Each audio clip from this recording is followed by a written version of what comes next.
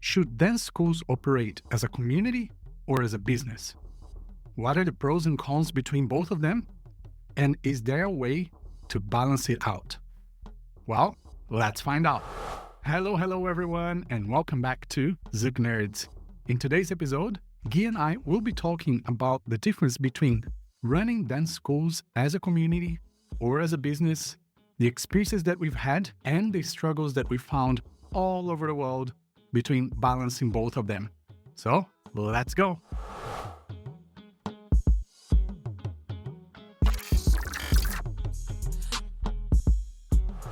Hello, everybody. Bom dia, and welcome back to ZoukNerds. My name is Alisson and Sandi, and we have our beautiful co-host here today once again, Gui Prada. Hello, Gui. Hello, my friends. Bom dia, everybody. Let's go. One more episode. And today we're going to address another comment or post/question that was posted, which is, what is dance? Is it a business or is it a community? That is something that, my dears, as Guy and I were briefing about this topic to start recording, we thought, you know what? This could very well end up being a part 1 and part 2 episode. So we don't know what's going to happen, but we'll let you know that at some point, if we do have more to talk, we will move on to part 2. I have so much to say about this, but I know. It's time to put the thoughts in order, my friends. So much stuff. Yes. Well, it's been about 20 years in this, and to start with, all I can say is that dance is both. It has to be both. I know that we come to dance because of the passion, the connection, the movement, the health benefits, and all of the beautiful things that we love about dance.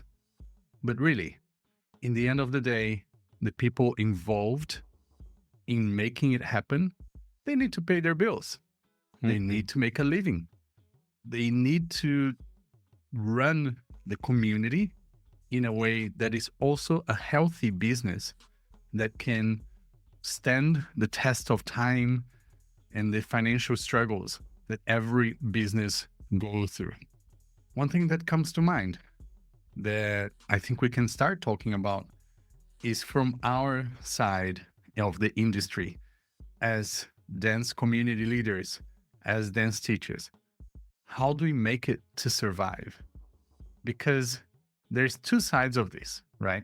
There are the people that have daytime jobs and they do dance as a side business or as a hobby business where the income from dancing can go straight back into dancing for their enjoyment.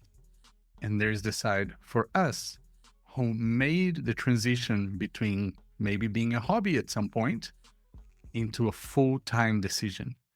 And that's when things get tough. It gets really, really tough. For you, Guy, coming from being a lawyer, being involved in firms and businesses and all of those things, how did it happen? What was the scary part for you? It's a very interesting topic, I think, because for me, it was a transition that I didn't realize it was happening until I saw myself fully in it, until I realized that my whole livelihood, my survival, in the sense of everything I make and everything I own is coming from the dance. And then it becomes a business. You become, in a way, self-employed, an entrepreneur. And what you make, the income that you have is directly related to whether or not you have work. When I'm working as a lawyer, I had the certainty that at the end of the month, some money would come into my account. I knew how much was coming to my account. I knew that I had benefits in terms of buying groceries, having my meals. I had paid vacation. I had all these benefits that a regular worker has in Brazil. And it provided me some comfort.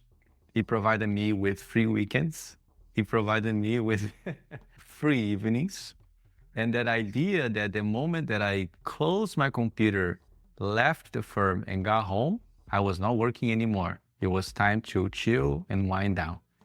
Then working for myself and then working for organizers, working for District Zouk, I started noticing that my brain was on the go, almost constantly thinking about the next thing, thinking about what about next year?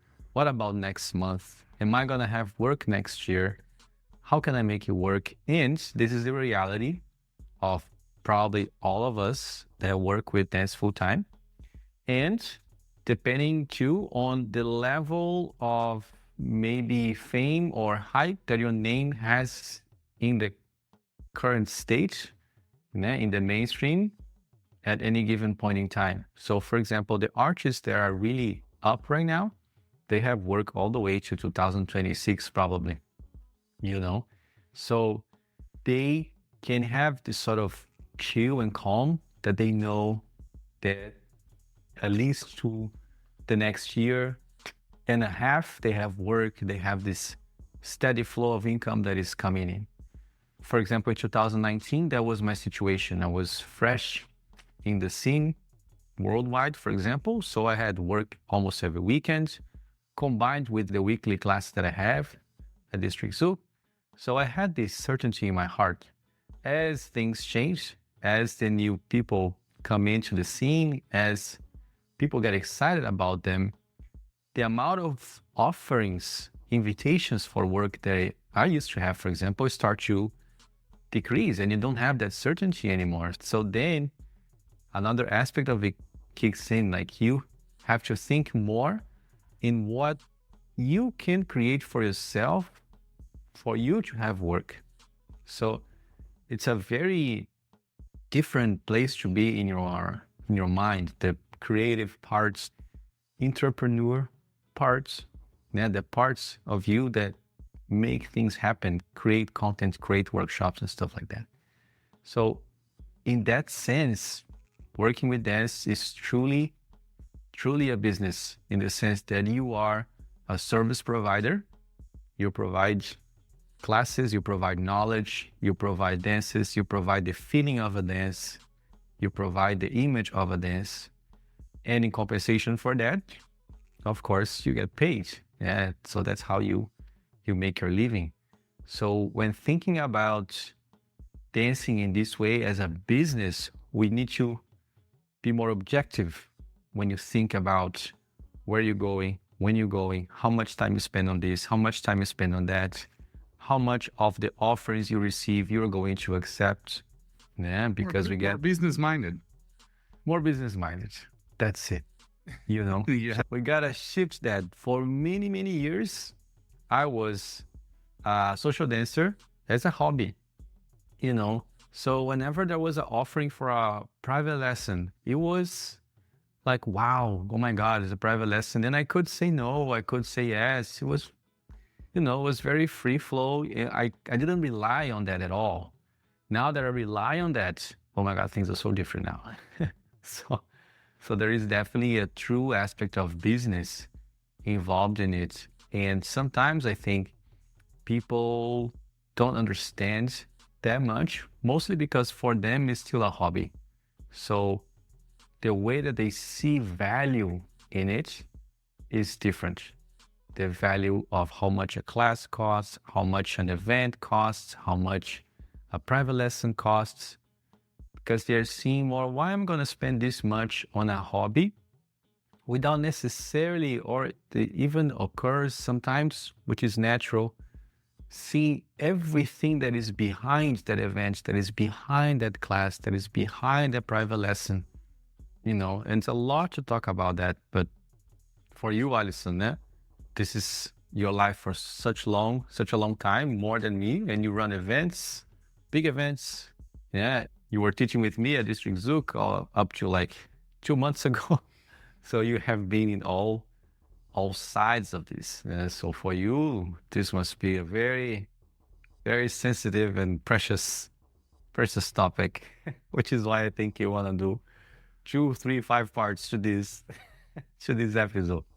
Honestly, somebody's going to have to stop me here. I'll do this every week. Yeah, actually, this is very interesting because I was having a conversation with my mom yesterday about this. And I was explaining to her, well, my mom is a school teacher. So she works for the government and she has a lifelong job. Basically, it's all about stability. My dad was in the military, he's retired now. So, same idea. And then there's me, who chose dance instead of a stable and comfortable career and position. So I told her, imagine that, for example, a personal trainer. Okay.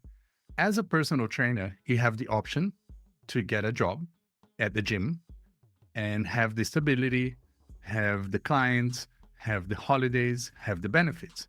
You can totally do that. But then there is a ceiling of how much you can make as well. Why? Because the business is taking the risk. When the business is taking the risk, there's a benefit for the business and there's a benefit for you. Now, you can choose to be self-employed as a personal trainer and do all of the work and make as much as you want to make. But then who is taking the risk? You are taking the risk. And that's why you make more money. So it's the same thing for somebody in the dance community who can choose to work for a dance school and have that stable income and not treat it like a business, but more treated as an employment. Or you can go on your own and run it like a business instead of an employment, and then have the work that you want to have the income that you want to have, the conditions that you want to have, the days on or off that you want to have. So it's really something that is very personal to each person in the community, whether they want the stability or if they want the benefits that comes with the risk. So it's very important to understand this from our position here. So this is like the premise that we're going with here.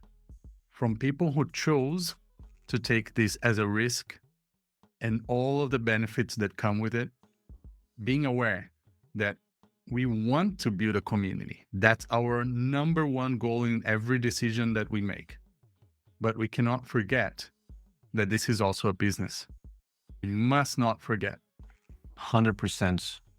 And the interesting thing is related to what Alisson was saying, and also talking about the post that we are mentioning, is when it starts to tip too heavily onto the business side of things, then it becomes that situation in which people start complaining about missing the human connection, about missing the human aspect of things. And then when it tips too much into the community building aspect of it, basically what we don't have is the longevity of that enterprise.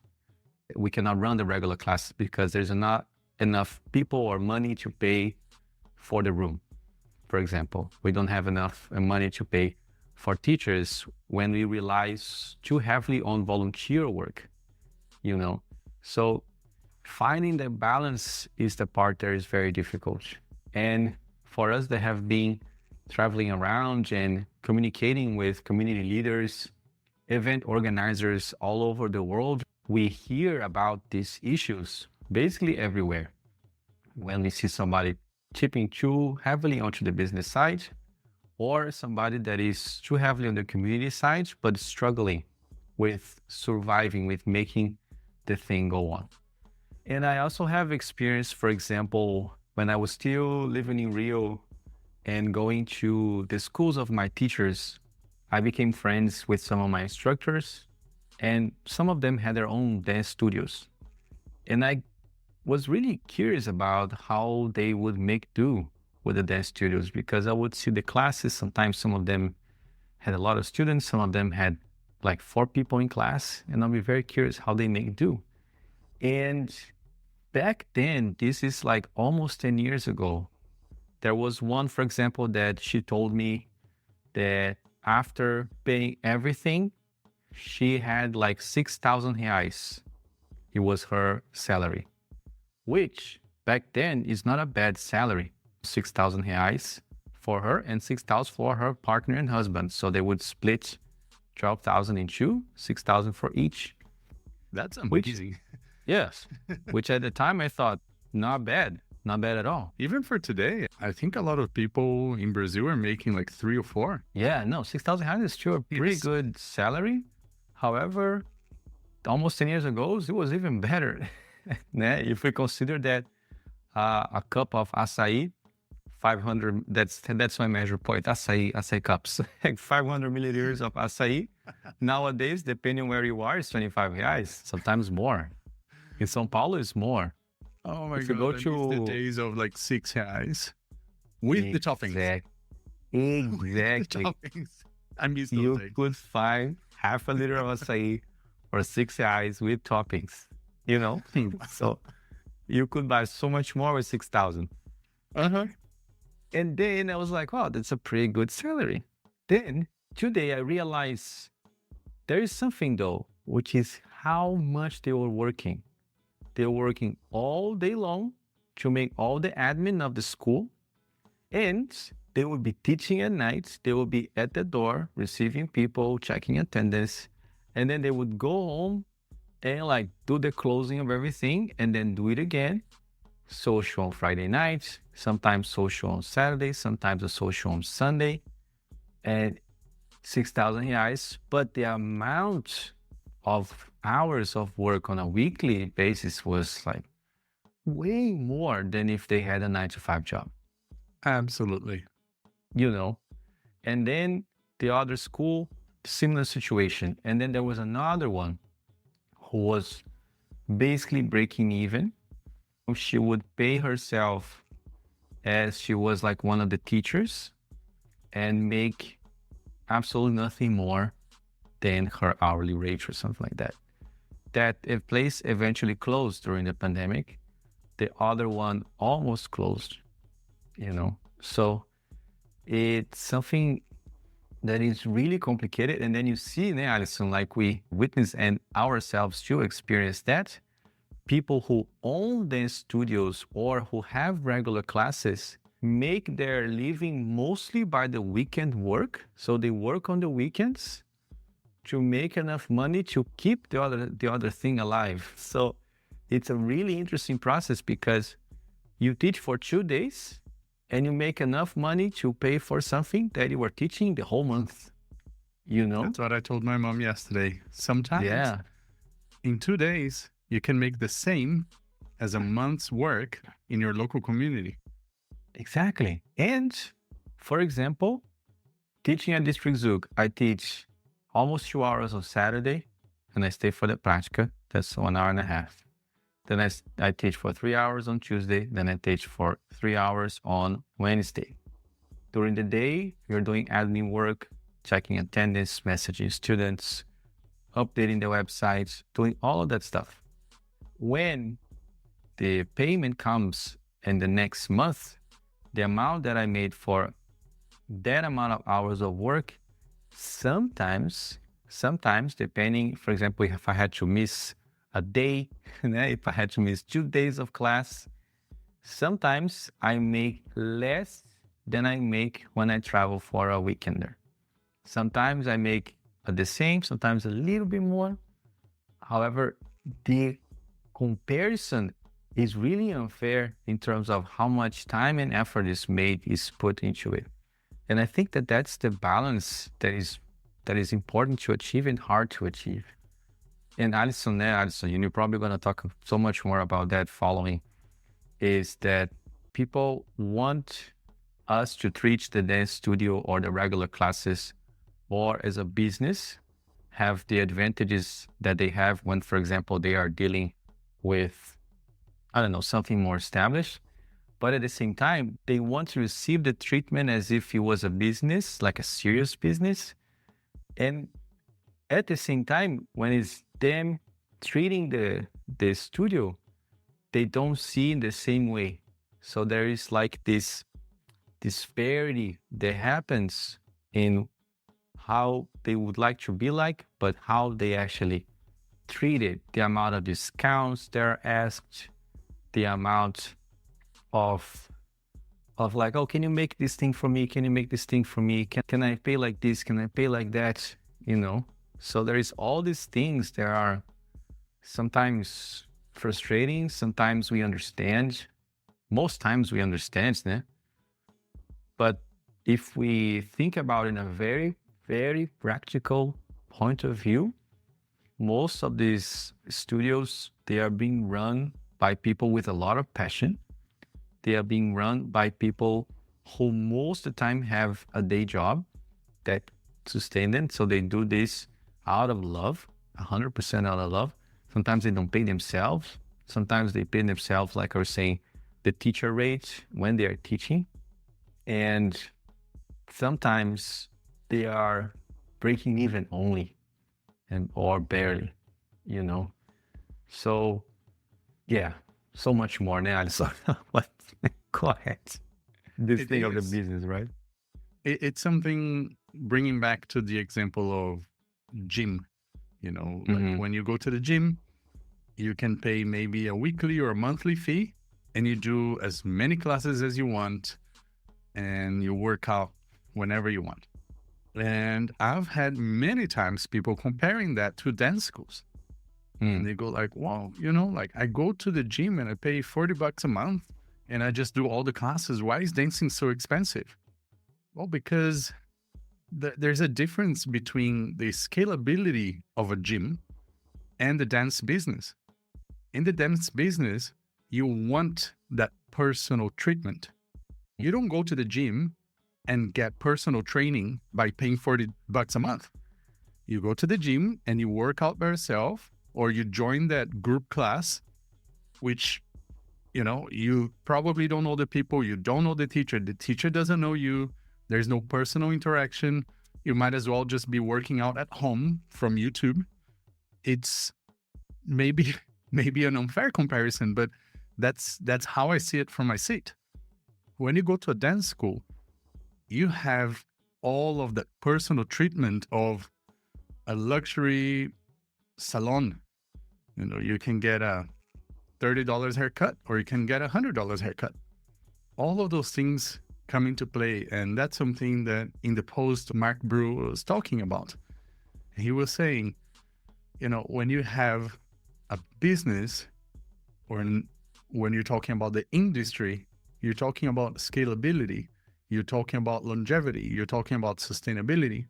When you're talking about the community, you're talking about the relationships, you're talking about the passion, and you're talking about this sense that we all want to feel like we belong to this tribe. Most of the times, the communities that only run as a community, they don't last very long. And from my experience, the schools that run as a business, they get a bad rep. They get a bad review from the people who want dance to be a community. So it's this thing of like, okay, if you take it too far on the business side, you can survive. But then people who are truly believing that dance is only passion and art, they see you as a bad person. And then the people who are doing the community work, they're like labor of love. They really don't put a price on anything. They have maybe the best community, but they don't have the best conditions. Maybe they don't have the best school. Maybe they don't even have the best living conditions for themselves. Guy and I travel and stay a lot with people. I have seen so many dance schools that are beautiful. The studio is beautiful and the setup is beautiful and everything is just like, wow, amazing. And then you go to the house of that person and they are living on bare minimum because they put everything into the dance school, which is a business that could close any day and they would be left with what they have at home. And that's something that sometimes people don't realize, how there's so much sacrifice involved when you only or mostly primarily focus on the community itself without having that portion of the business being very important. I, for one, to be very honest and frank and put my heart on the table here, I am not the greatest example of running business for business. I have, let's go back. International Zouk Flash Mob, like International Zouk Day now. We have Brazuki, we have ZoukNerds, and all of those things. There's not one single dollar, one single cent that comes to my pocket. But I'm lucky enough to understand the business, to see the benefits that those things give to me directly and indirectly. I'm not a fool. I understand that all of the work that I put into this or any project that don't generate direct income to myself, for example, this podcast, is something that for me generates two types of income: the knowledge and the experience. That is something that I cannot learn anywhere else other than doing.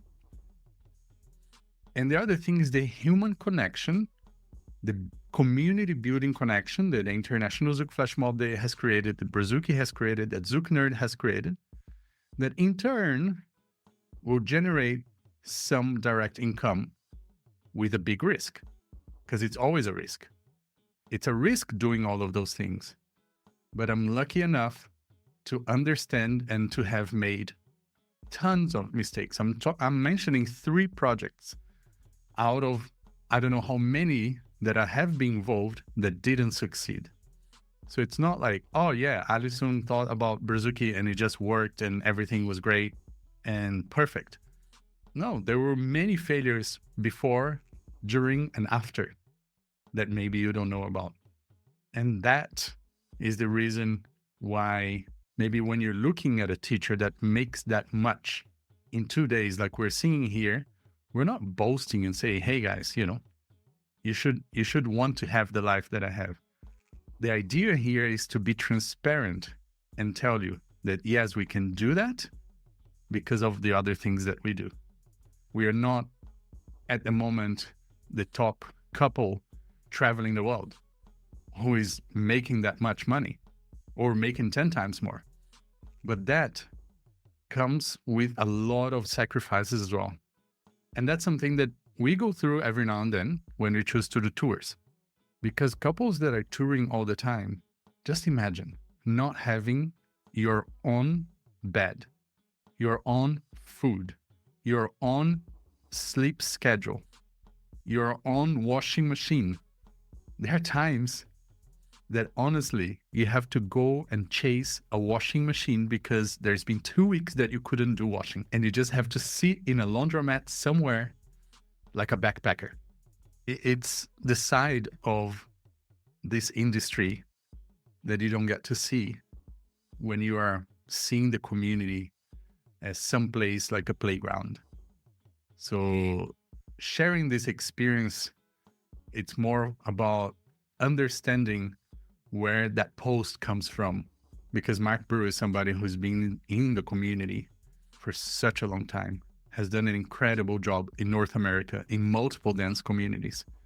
And personally, I don't think a lot of people understood as much as his post was beautifully written, I don't think a lot of people understood where that was coming from.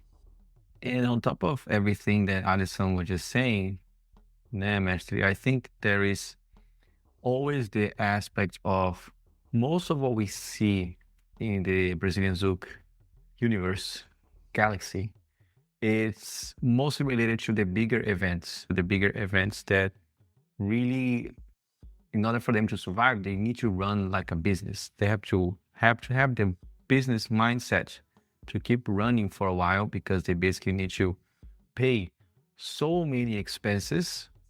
It's a work of an entire year, basically. I remember when I was the Brazilian Zouk director at Interfusion, from the moments that we kickstart the planning to the moment of the event, I think it goes about 9 months. There is a break between the end of the event and the beginning of, when we put the machine in full steam for the next year. There's some breaks, some months, and then we start. And I remember months and months and months organizing, writing contracts, signing contracts, following up, DJ schedule, ballrooms, all that part. And then I was seeing again, like I was saying about the dance schools, the amount of time that is spent for those 3-4 days versus how much you make out of that work that you put in. It's very unbalanced, you know? So I understand that it's only fair that the person organizing such an event gets compensated in a fair way, because they are putting a lot of work into providing for hundreds of people, providing fun, providing entertainment, right? And with that, it's important that we understand that that person is providing a service for those who are attending. It is indeed a big investment for those who are coming. They have hotel and airfares, and they have the tickets to pay, and they have their meals to pay. So it might be easily over $1,000 for a weekend for those who are attending, you know? And then you might think, because of the added expenses, that the ticket price for you to attend the event itself might be a little on the high end.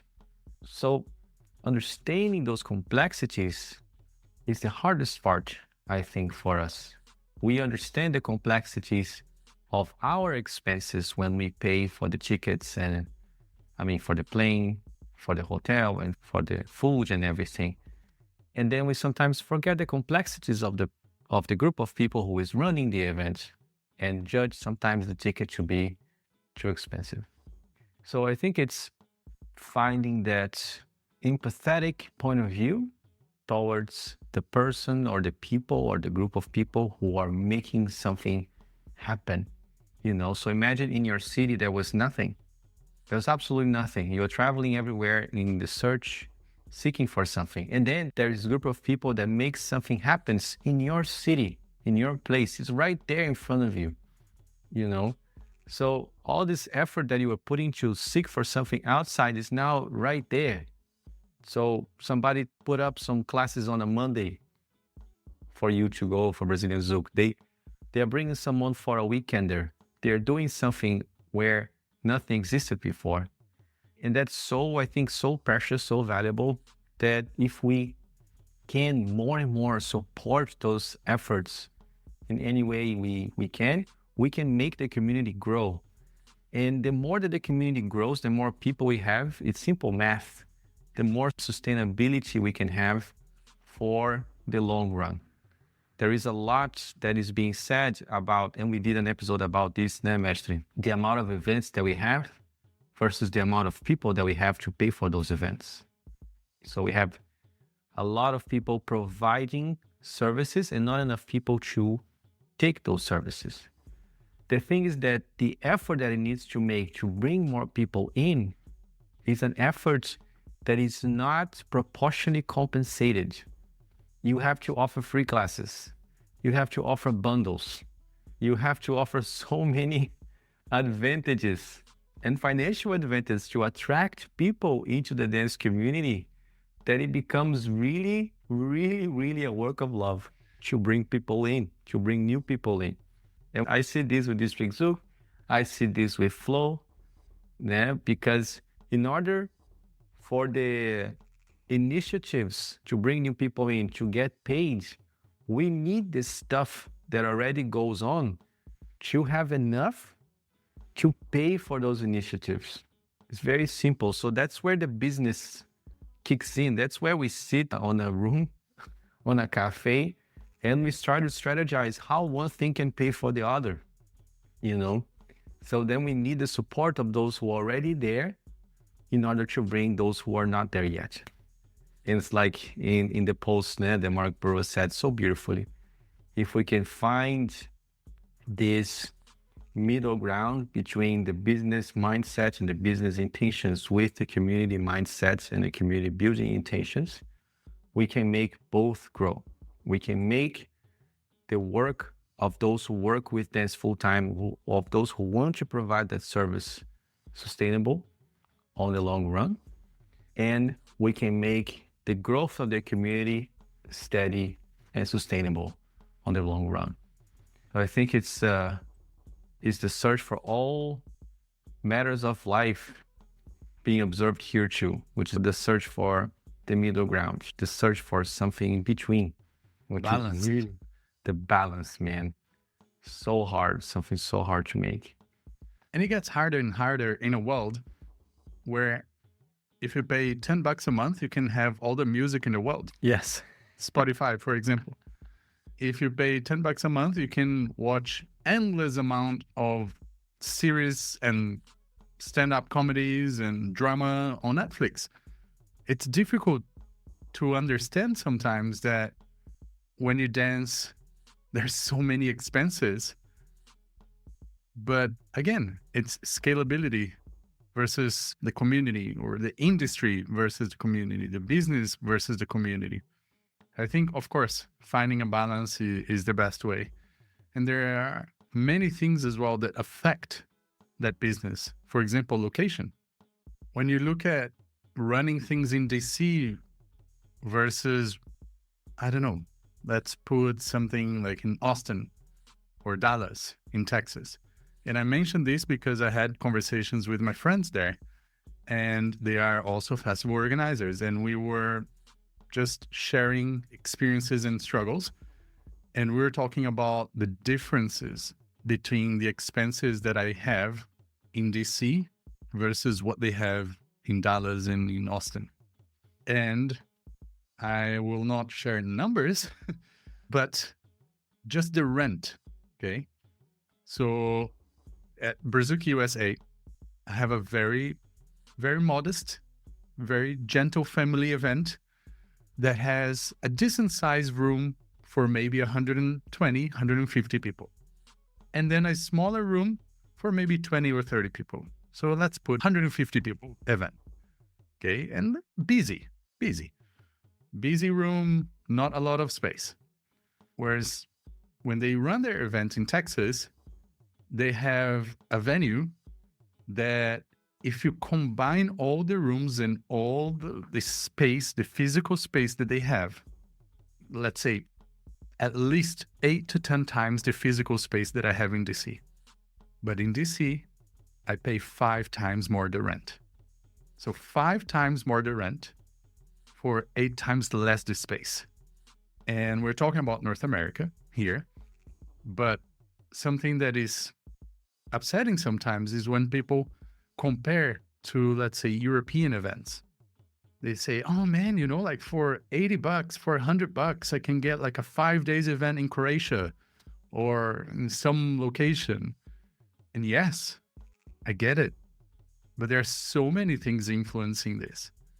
The local costs, the local taxes, the local flights, the accommodation, the food, and the fact that scalability, once again, plays into this.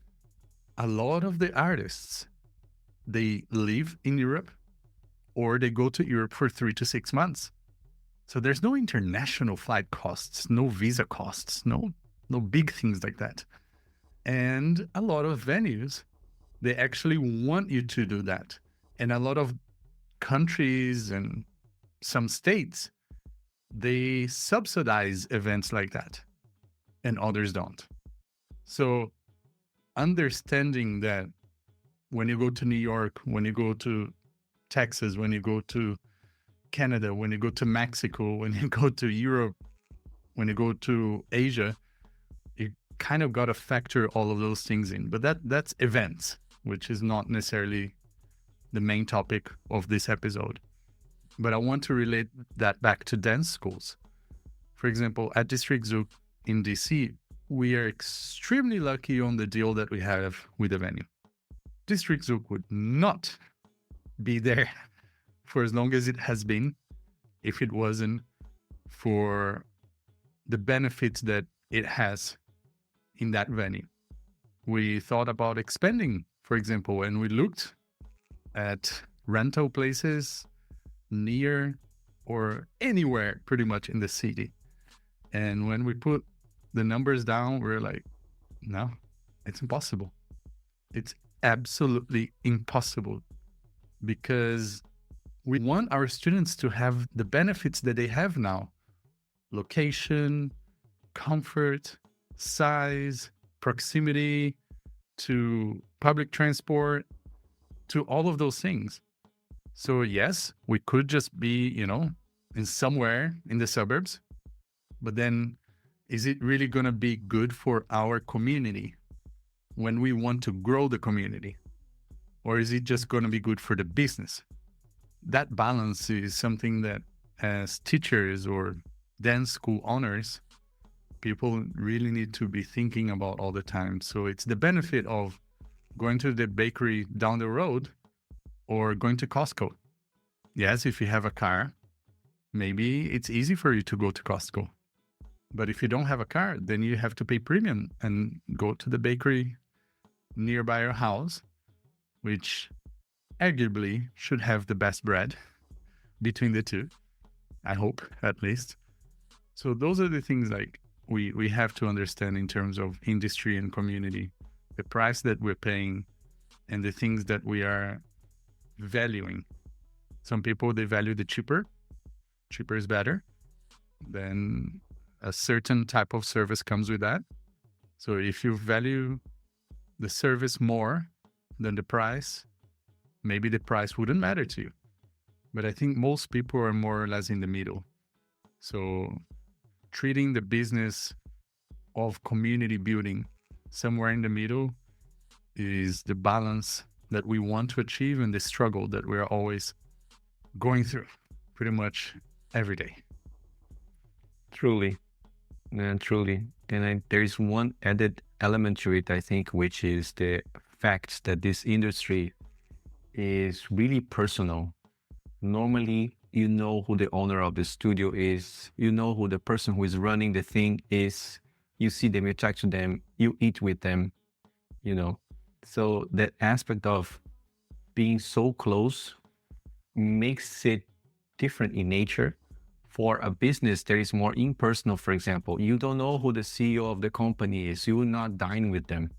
You will not talk to them. Like when I was working as a lawyer, although law can be a really personal industry, it can also be an ultra unpersonal industry.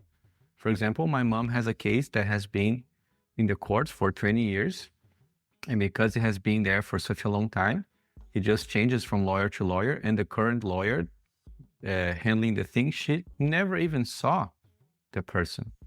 They talk, she knows the name because a name signs the emails, but they don't know who they are. They don't know their face. And in the dance community, in the dance industry, you know the faces of those who organize things. You know who they are. And then sometimes the aspect of being that personal creates some difficulty when we want to talk more business, when we want to talk money. It becomes more sensitive of our work. Also becomes more difficult when we want to talk about, for example, managing the studio, managing the team. Telling the things that are more objective can be hard as well.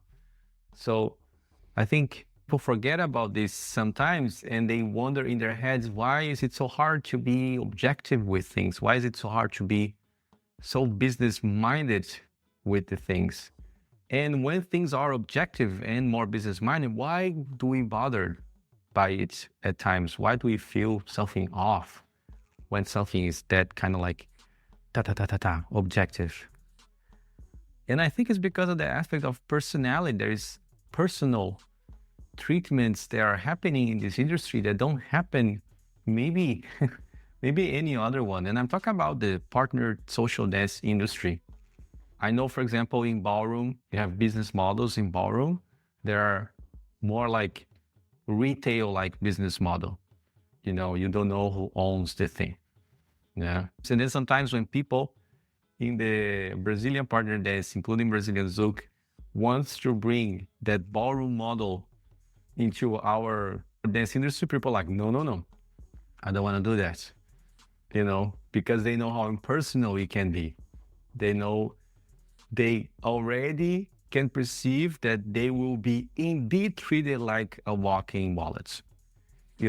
As people don't want to be treated like walking wallets. They want to be treated like human beings, So in the end, I think in many ways we do reach that balance.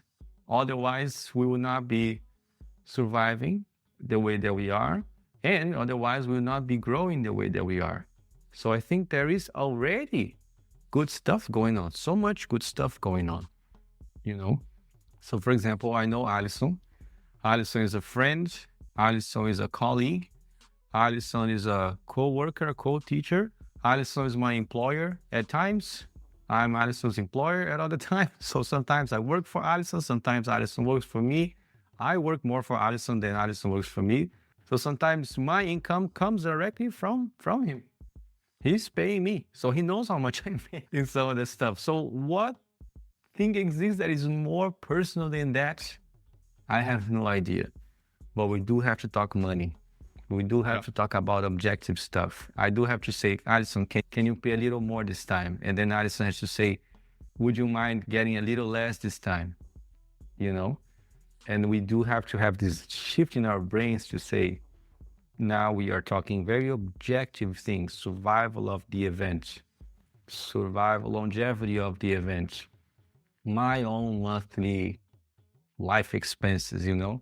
I think we are an example of balance that can be reached when there's a lot of talking, a lot of conversation, a lot of understanding. I know how much effort he puts into making ZoukNerds work. There's a lot of gear here that you guys are not seeing. There's 3 times more gear and be around Alisson that you guys are not seeing. There's 35 lights, 2 microphones, stuff that prevents the sound. You're hearing the motorcycles in the street here because I'm in a living room. Alisson is like a closed, contained environment that he created and put so many hours in, you know? So there's all of these things going on. Make me red. You already are. So a lot of these things going on. In a way, I think we do have some level of balance going on. I think, though, that it's easy to forget those who operate in a very, very small structure, very restrained structure. So, for example, 2 days ago, I was in Taichung, another city here in Taiwan, with a community of 10, 15 people, you know, so like making things work. So how can I charge my full hourly rate to a community that is barely starting, you know? So it's also finding that balance between I want to get a compensation for traveling and working an entire day, while at the same time, I want to understand that these community leaders, they are wanting to make something nice work for their community that is starting. They are putting the effort, you know? So finding that balance, man, is so hard. And I think most artists have some sort of measure of how much they're going to go fully business mind. I'm going to charge my full hour. Let's go, that's it. And when they're going to go, no, I want to support, or I want to fully support. I will do it for the kindness of my heart. Just give me some food and some roof over my head, you know, and that's beautiful as well. I think it's that we are understanding that everything is changeable, everything flows in the entire time, and that we are open to understand that those things change and those things will flow. For example, maybe in 5 years, Taichung is going to be a thriving community with 100 people, you know, and then when I'm back there, I'll be able to like be very proud of what they did, and then be more into a business-like mindset. Like, now you guys can make things happen, can pay the bills. Is it okay for you if I go and I charge my full hourly rate? Mm-hmm. You know, and see. It's all about investment. It is a business. Even when it's not a business, it is a business. You know, so yes, we're very much the kind of teachers that will do that, because we understand that we help you now, and then you'll help us in the future. So why would you charge less for your work? Well, because to me, it makes sense. It makes sense that in communities that I've helped build, I'm now getting the rewards. And then now, at the same time, I'm putting some effort and some love in communities that are building. And in the future, I'll get my reward. So there's this thing of like, what we're doing now sometimes comes back to us in 2 or 3 or 5 years. Again, Yeah. it's another big risk. And I do have to make a correction because I was looking for the post here on Facebook and it was not on ZoukNerds. It was actually on Mark Brewer's personal Facebook page. So if anybody is interested, do go and have a look there. He's an amazing artist in North America who's done an amazing job in multiple dance styles. And also, I think I want to call this for a segue because we started talking about events right at the end of this episode. And I think we have a lot more to talk about events and the international part of this talk, because in this episode, we're talking about local dance communities and local schools. So I'm going to call you guys for the not necessarily promised, but expected part 2 of this in our episode. So please join us there and we'll see you guys in a moment. Or if you're watching this when it's released, in a week. Okay. All right. So beijos, everybody. Abraços. And ciao. Bye, everybody.